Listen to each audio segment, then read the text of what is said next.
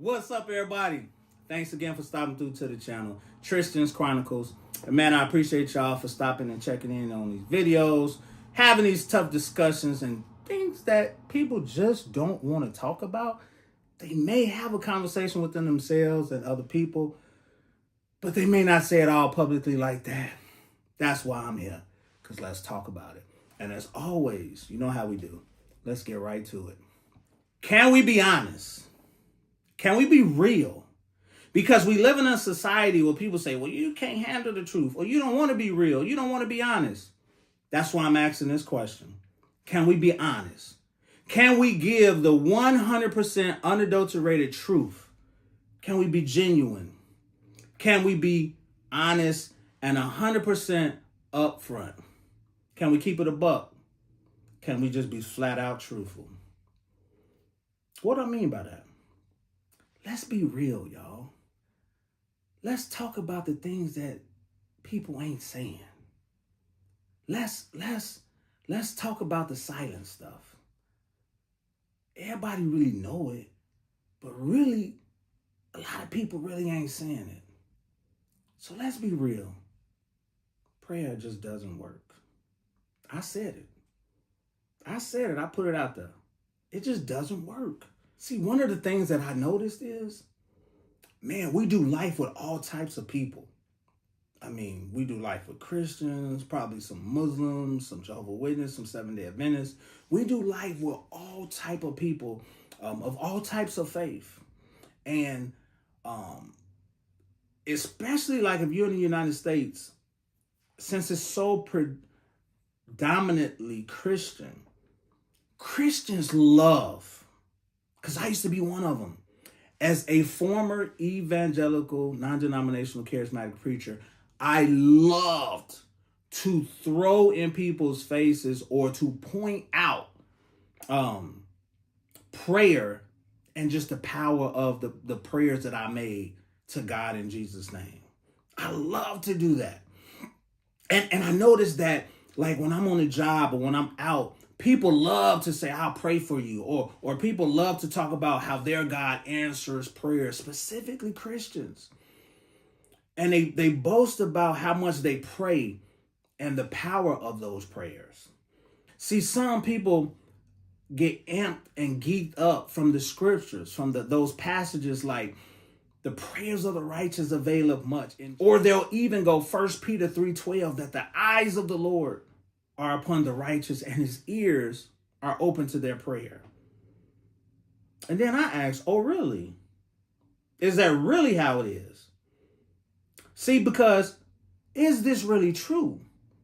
Or is this more bullshit written on the pages that people have latched onto without any demonstrable evidence to show for it? Well, I look at it like this. If prayer really did work, there wouldn't be any more world hunger. People wouldn't be starving each and every day of every minute if those prayers really worked. But thankfully, people have empathy and compassion to help who they can so that many others can have something to eat. That has nothing to do with prayer. That's just humanity acting on its own. If prayer really worked, then the cancer hospitals and every other terminal illness or sickness will be kept at bay. Oh, but Christians love to talk about how there will be no more sickness, no more pain once they get to glory. After event, afterlife that they don't even know of. So the idea is that their thinking is they got to be sick as hell here, or they'll be sick here, because as they say, God didn't promise no more sickness on this side of life. Well, if that's the case, then why do a lot of Christians quote, by his stripes we're healed?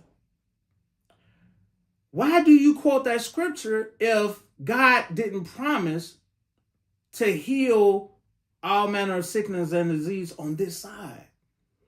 See, what happened to if there was any sick among you?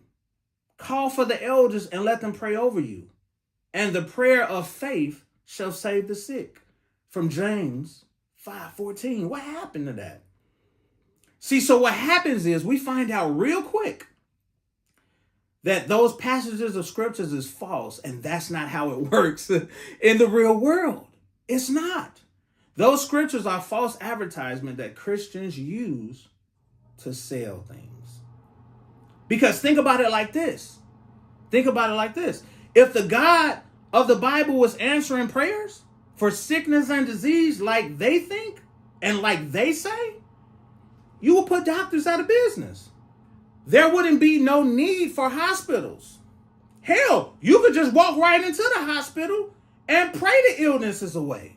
If your God was healing sicknesses and diseases like that, but you know good and well that that's not how the stuff works. I don't give a damn what Mark 16 talking about, where it talk about, oh, you can lay hands on the sick and they'll recover. No, buddy. No, that's not how it works. And you know that. You can believe whatever. See, but I'm talking about a whole nother level of realization and living. You know it doesn't work like that. That's why you still have so many sick and so many ill, even in churches, leaders and preachers and pastors and everybody that aren't healed, because it doesn't work like that. See, if prayer really worked, the church leaders wouldn't be asking you for all your money.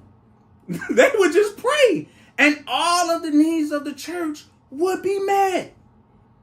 Because remember, that's what they tell you to do. When you have a need, they tell you to go pray.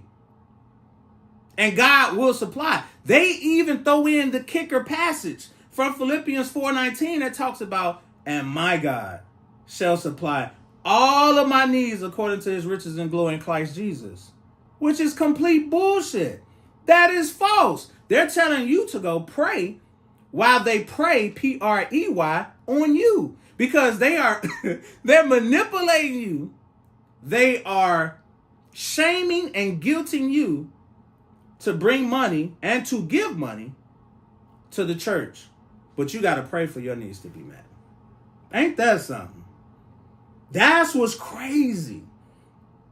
But people think just because they believe it and quote it, that it will happen. It's almost like a master class in delusion. It's almost like if I just hope and will a thing, it'll be. Don't work like that. But if prayer really worked, you wouldn't have Christians struggling to make it on a day-to-day basis. And that's the key, because people always talk about that God is going to supply. They always say it. God is going to come through. They always say it. They even go into the text where it says, the wealth of the wicked is laid up for the just. Like, they're pulling all of these scriptures, man. And because they believe it, right? They genuinely believe that these are going to happen, and this is what it says. Only to hit the stone brick wall that this is not how it works in real world reality. And that's the biggest issue. You can believe a thing, that doesn't mean the thing is factually true. It's just a belief.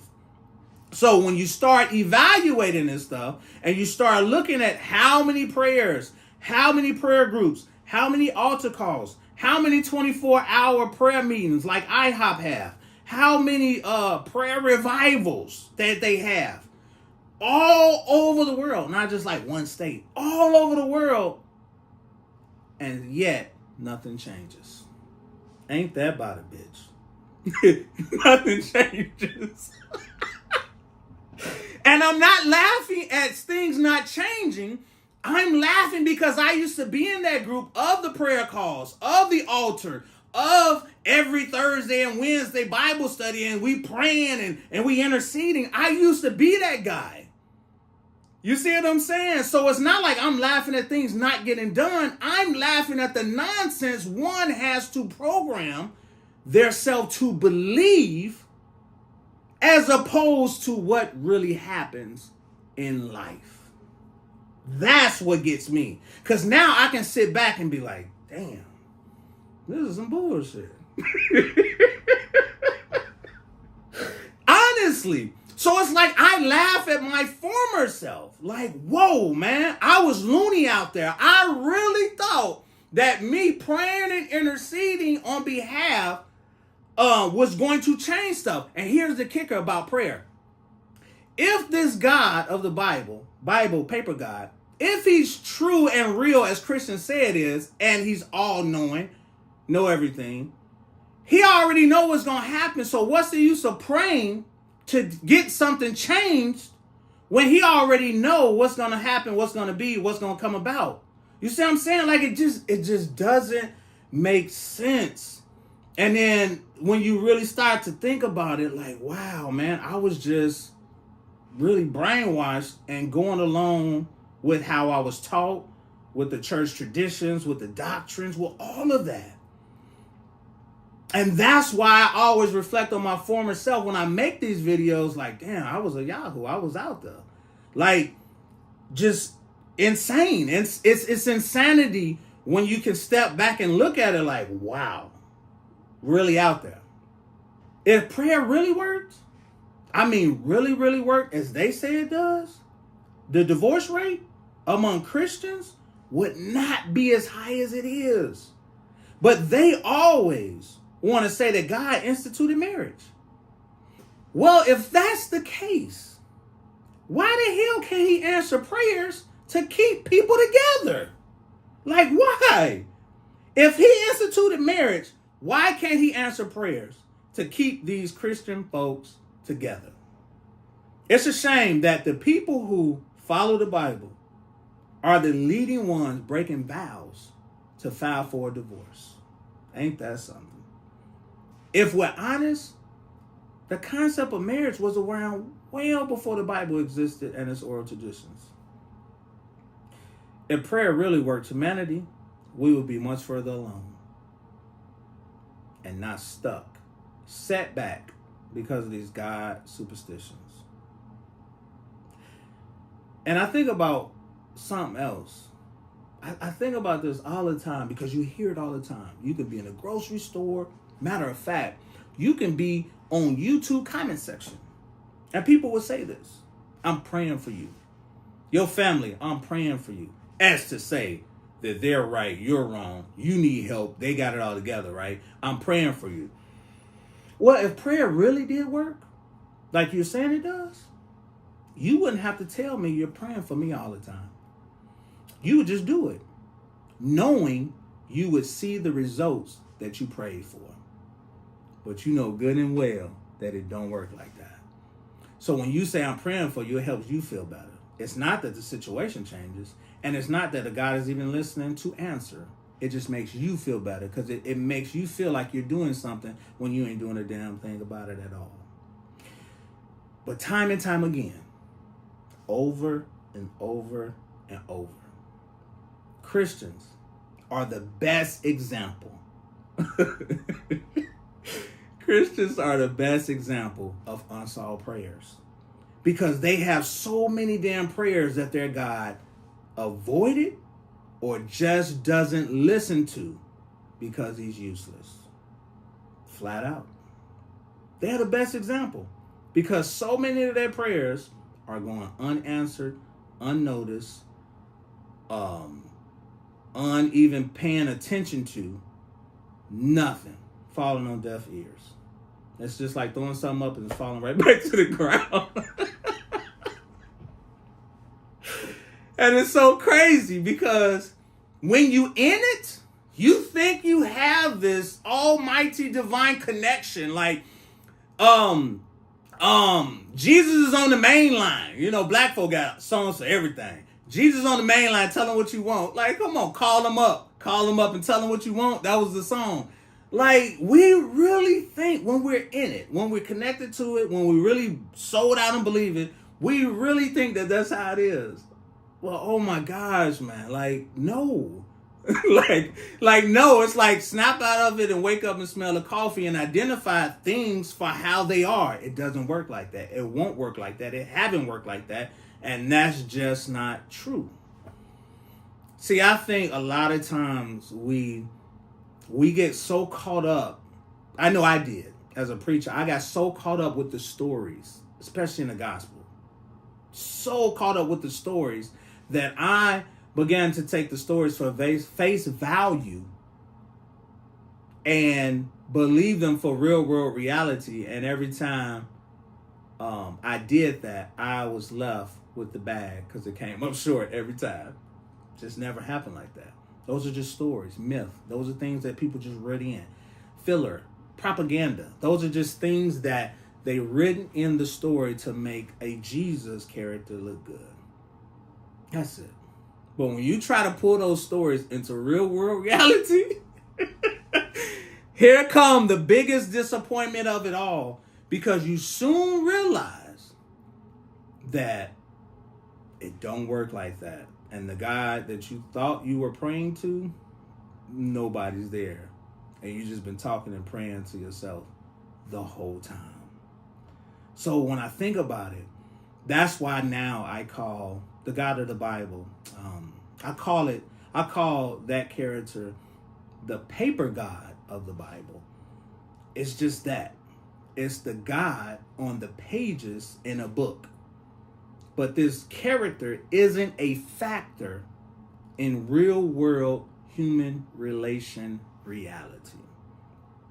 And that was one of the most liberating things, especially now with being out of Christianity for years. I can see clearly how it was all fiction. It wasn't what I thought it was. So what do you guys think? Let me know in the comment section. Let me know what you're thinking. Let me know. Let me know if you can be honest. 100%. That's one thing I love about my channel. You can be honest. We can talk about it. But one thing that I've learned, I'm not about to go back and forth with people, right? It's just no point. It's wasted energy and time. It's no point, man. Like, the internet is full of trolls. The internet is full of people who think they right. And I know all about that thinking they right, because I used to think like that. As a Christian, I thought I was right. Only way, no other way. Everybody outside of my way is wrong. And that's why I was like, I don't have time to go back and forth. But let me know what you guys think in the comment section. I just wanted to be real and honest. At the end of the day, when we evaluate this thing, prayer doesn't work. And I could see many people coming into the comment section talking about, yeah, I had this and I had this happen and I had that happen. And this was my personal experience, or this is my anecdotal experience that can't be demonstrated, can't be proven, or this was my experience. But the issue I have with that, when people, especially Christians, say that, there's different faiths that have the same testimony you have, like Muslims and Hindus, about their God. So all these guys, to the people who believe them, are answering their prayers, right? But my thing is, none of these people in any faith can demonstrate that the prayer that you're saying being answered was your God. How do we know it wasn't Zeus? How do we know it wasn't Thor? How do we know it wasn't Odin? How do we know it wasn't the god Doug? How do we know it wasn't a Cookie Monster? Because you can't demonstrate the very thing that you're saying your God answered. You can't. Because it doesn't work like that. The issue is you just believe it, and then when something happens, you credit it to the God you believe. It's very simple. But all religions who have a faith system and operate like that do the same thing. It's not exclusive to Christianity. All right, but I'm done. I can go on and on and on. But what do you guys think? Let me know in the comment section. Thanks again for stopping by. And as always, take care of yourself. Live your life. Have fun. Do what you want to do. Because you only got one life. Especially the one life that we know. So until next time, peace.